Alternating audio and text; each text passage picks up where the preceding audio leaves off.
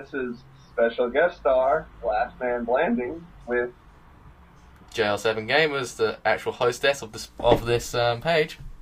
exactly, and we are doing a little bit of a collaboration to talk about a special game in the hearts and minds of many, but possibly a terrible game in the hearts and minds of Me. everyone else. So, what game are we talking about, JR? Gears of War 3. Gears of War 3. Wow. Ugh. What an end to a magnificent fake trilogy. So, what about the story in Gears of War did you appreciate? I appreciated Gears of War 2 mostly, because Gears of War 2 was the best one in my opinion for story, but gameplay with Gears of War 1. Because the story in Gears of War 2 was well explained. Like, it was literally a bromance. Like, it had two characters, the two characters were developed, and literally you basically fell in love with them. What's your opinion?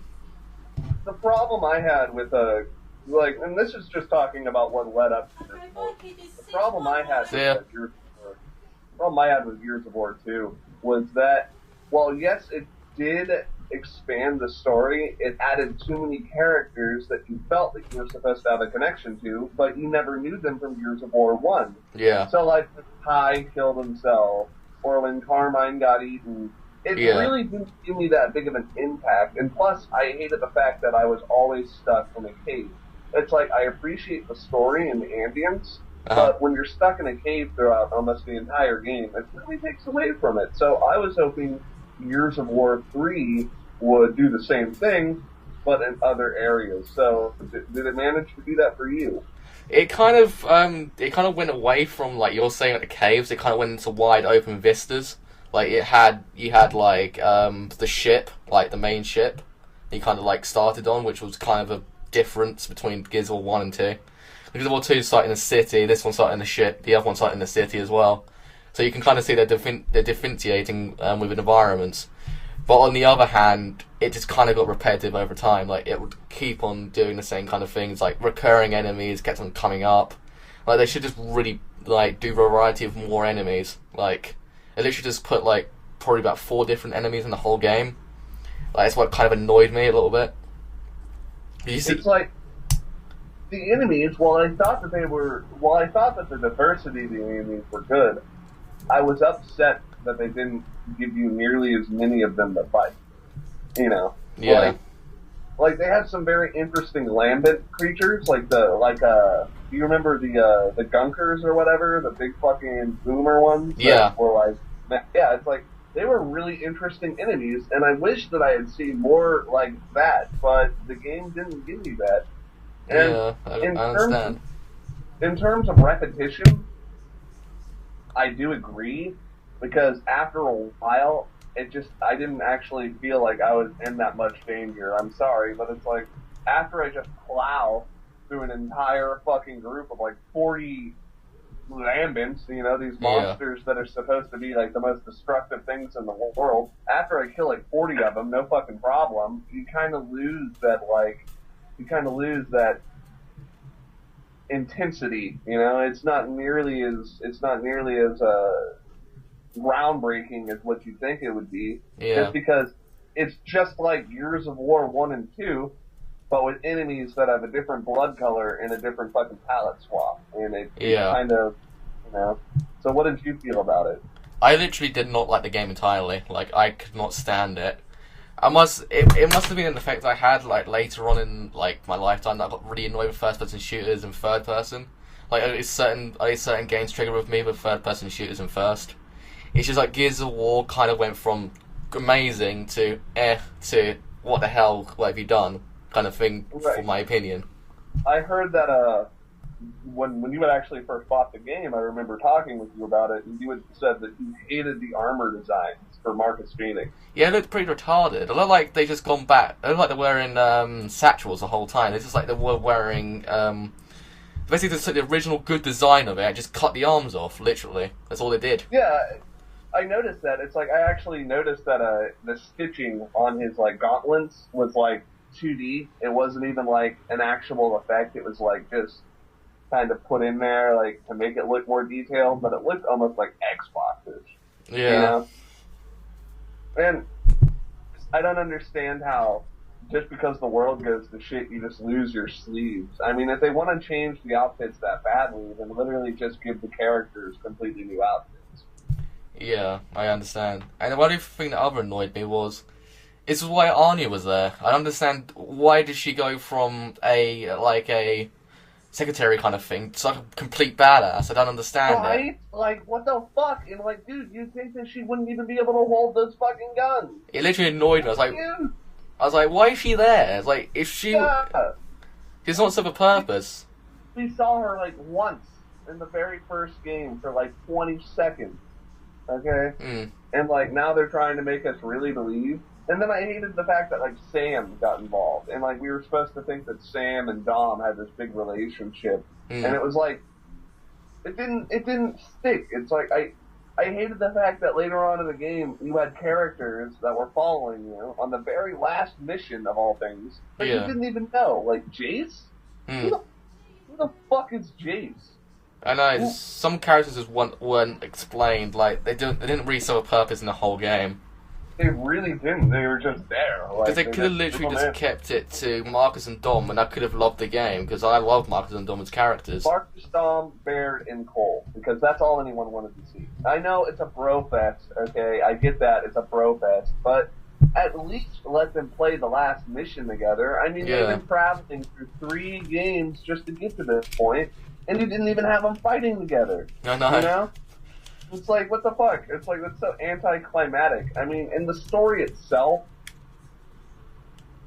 Yeah, it was okay. It wasn't the best of all.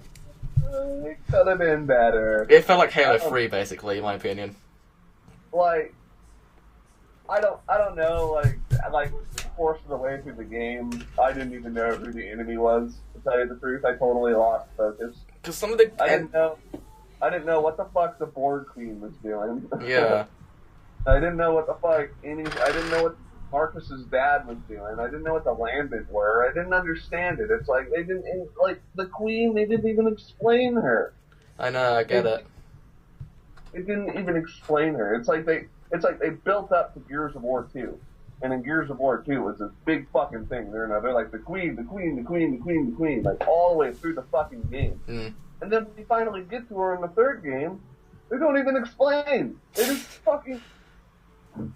I don't know. It's like, what's your opinion on it? I'm just saying, for my opinion, it was really disappointing. I don't think it deserved the score it got. I really should have thought it would have got like a 6 out of 10, as from a point of view of a person. Yeah, like a 7 or an 8, just because, I mean, it was good, it had good graphics, but like the story for a third, and like the gameplay really didn't differentiate that much. There wasn't really anything about the gameplay.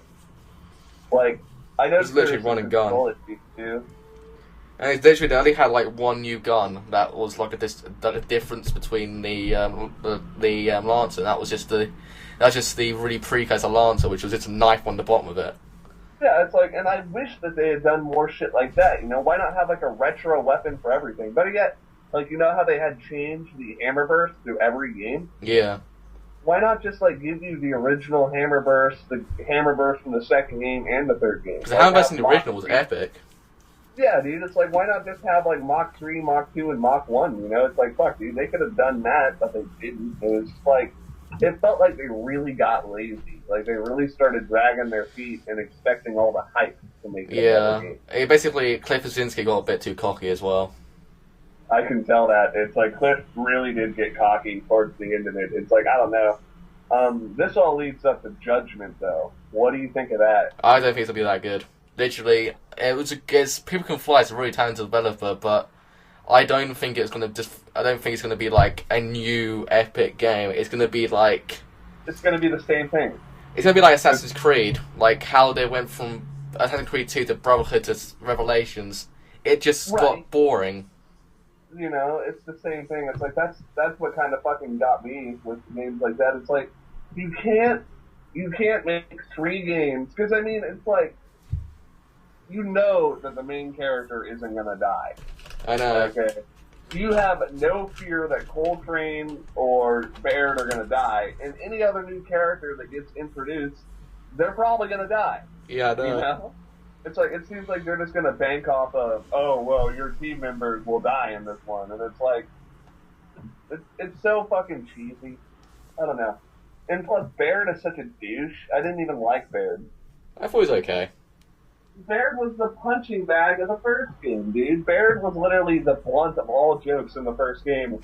And when I was playing Gears of War 1, okay, and I was in the fucking oil, or fucking whatever it is, emulsion refinery, okay, like Marcus Phoenix was making fun of Baird, I never thought that, hey, he's going to be the main character in the fourth game of the series. I never fucking thought that. I never even fucking, no. So what's your final vote then, Sean? Final verdict on Gears of War 3, on a scale of 1 to 10, yeah, probably like a 7. It was okay. I don't know. That's just going over a campaign, like horde mode, multiplayer. No multiplayer. No, I'm not mentioning like multiplayer. That game's even multiplayer. Not mentioning multiplayer. That would just immediately make it fail because everyone knows that fucking Gears of War Online is just retarded. Yep. It really is. It's not even fair. But yeah. So what's your opinion on it? I would probably give it about 6, in my opinion, because being like a person who's played all of the games in the series, coming to that one, thinking, oh my god, it's going to be the final conclusion in the series, it's going to be epic, it kind of left me disappointed. Like, it happened with Halo 3, it happened with Uncharted 3, it happened with every single 3. It's not going to have a 3 in it, every single game had that problem. It just left a big stain on the game. It's like Resident Evil, really. Resident Evil 5 did the same thing. It can't just replenish itself. Like, people will say, oh my god, it's an amazing game, you can't say anything about it, but it's just, in some people's opinions, it's horrible. Right. I mean, it's like, it's not horrible, but in my opinion, I really was expecting a lot more. Because I could not stand the multiplayer. The multiplayer annoyed the hell out of me. Oh yeah. Let's not even get on that. So, the official score is 6.5 out of 10? Yeah, about there. Okay. Well, I guess this is the end of the video then. Well, until next time, this is Last Man Blanding, and of course, as always, our generous host. Generous Aaron Gamers. Exactly. So, yeah, everybody have a good one. And you.